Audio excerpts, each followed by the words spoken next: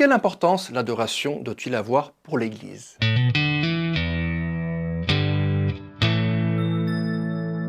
Si quelqu'un nous a sauvé la vie, nous lui en serions reconnaissants.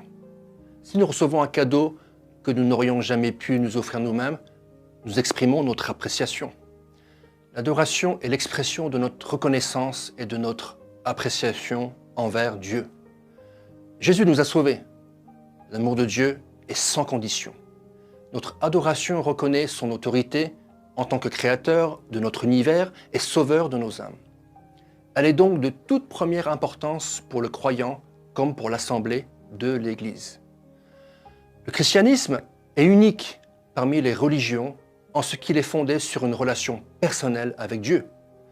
Exode 34, 14 dit ceci: « Tu ne te prosterneras pas devant un autre Dieu, car l'Éternel porte le nom de jaloux. Il est un Dieu jaloux. » Le cœur de notre foi est notre relation personnelle avec notre Créateur. L'adoration célèbre cette relation personnelle. Par elle, nous communiquons avec notre Dieu et reconnaissons sa seigneurie et sa divinité.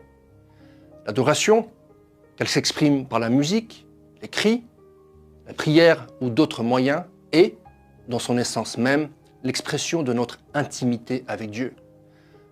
Nous devons vivre dans l'obéissance aux commandements de Dieu, mais il ne veut pas d'une obéissance froide et irréfléchie.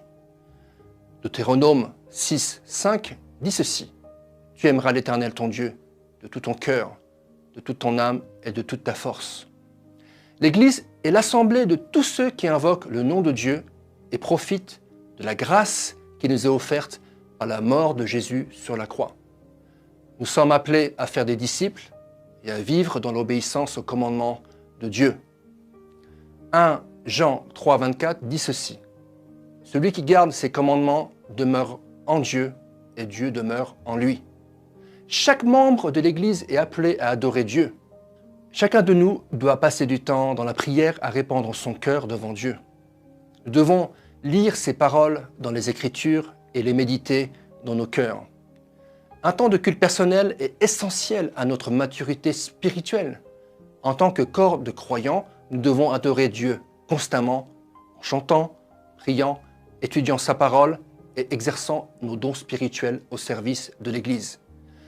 L'adoration est de toute première importance pour l'Église. Chers frères et sœurs, dans le Seigneur, vous avez l'occasion de servir Dieu avec votre temps, avec votre intelligence, mais aussi avec vos moyens. Soutenez, restez unis dans 1 minute de prière chaque jour. Écrivez-nous, envoyez vos dons ici.